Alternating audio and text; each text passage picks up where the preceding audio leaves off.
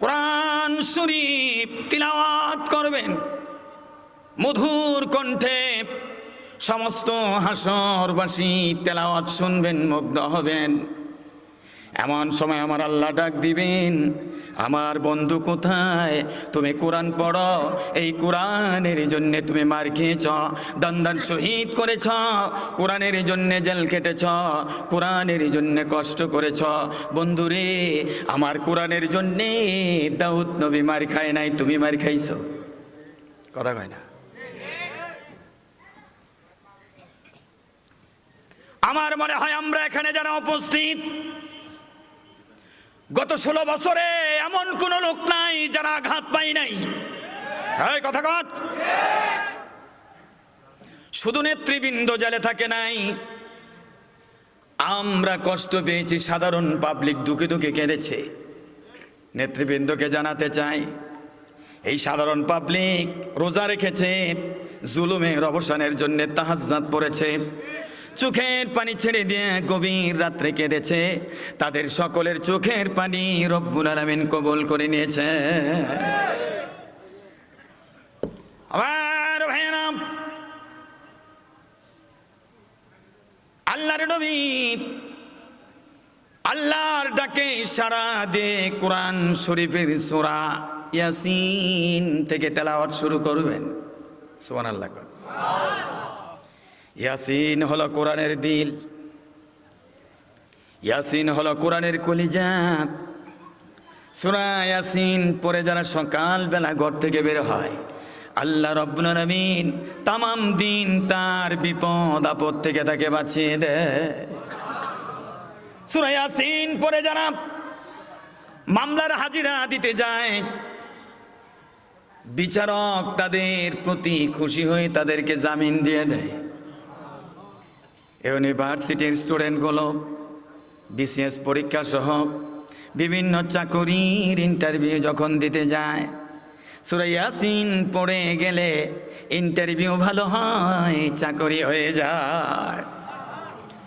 আরো অনেক ফজিলত এই সূরা ইয়াসিন থেকে আল্লাহর নবী তেলাওয়াত করবেন। নবীজির তেলাওয়াত সবাই শুনবে। হঠাৎ করে আমার আল্লাহ ডাক দিয়ে বলবেন, বন্ধুরে, আমি আল্লাহ নিজেই কোরআন শরীফ তেলাওয়াত করব।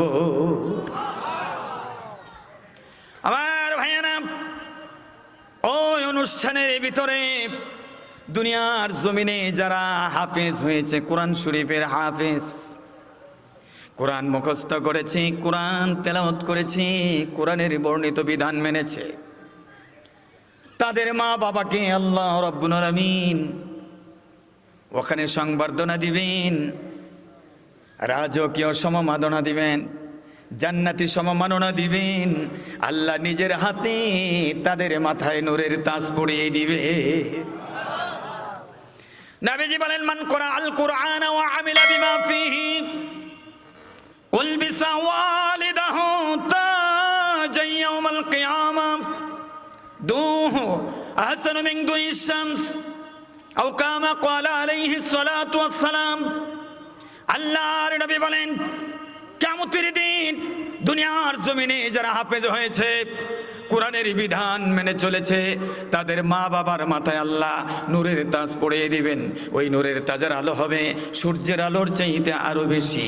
অতএব বন্ধুগণ, আল্লাহর হাতে নূরের টুপি কিয়ামতের দিন পড়তে চান কিনা? কারা কারা চান? হাতটা তুলে আমার আল্লাহকে দেখা। আল্লাহ তুমি কবুল করো, জোরে কোন আমিন। প্রশ্ন হতে পারে, হুজুর আমার তো ছোট বাচ্চা নাই, হাফেজ কেমনে বানাবো? অনুরোধ করে বলি, এই সাউতুল হেরা মাদ্রাসার একটা এতিম ছাত্রের খাবারের দায়িত্ব নেন, লেখাপড়ার দায়িত্ব নেন। কিয়ামতের দিন, মুসিবতের দিন আল্লাহ রাব্বুল আলামিন আপনাকে এই মাদ্রাসার একজন ছাত্রর অভিভাবক হিসেবে আল্লাহ ডাক দিয়ে আল্লাহ নিজের হাতে নূরের টুপি পরায় দিবে। আর ভাইয়েরা, এই জন্য অনুরোধ করে বলি, শুধু সাউতুল হেরা মাদ্রাসা নয়, আরও যত মাদ্রাসা আছে সব মাদ্রাসাগুলোতে ছাত্রদের অভিভাবক হবেন। অনেকের বাড়িতে লজিং রাখতে সমস্যা, 1 বস্তা চাউল পাঠিয়ে দিবেন, রাজি আছেন? একটা এতিম বালককে 1000 টাকা দিবেন, একটা এতিম বালকের একটা পোশাক বানিয়ে দিবেন।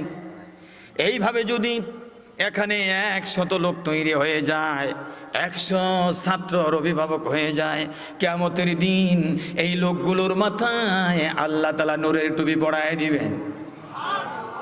মারহাবা কোন, আরো জোরে কোন। আমার ভাইয়েরা, গভীর রাত আমি দেরি করব না, মুনাজাত করব। গভীর রাত্রে মানুষ যখন হাত তুলে আল্লাহ কবুল করে। রাত্র যখন গভীর হয় আল্লাহ ডাক দিয়ে বলে, গোলাম কে আছিস? ক্ষমা চাওয়ার ক্ষমা চা, ক্ষমা করে দিমু। কে আছিস রোগী? রোগ ভালো করে দিমু। কে আছিস অভাবী? অভাব দূর করে দেব। কে আছিস কি চাস? মনের চাওয়া পূর্ণ করে দেব। এজন্য মনের চাওয়া যেন পূর্ণ হয়, সে লক্ষ্য উদ্দেশ্য নিয়ে আমি আপনাদেরকে নিয়ে হাত তুলব। গভীর রজনীতে আল্লাহ যেন মোনাজাতে শরীক হওয়ার তৌফিক দিয়ে দেয়। জোরে কোন আমিন।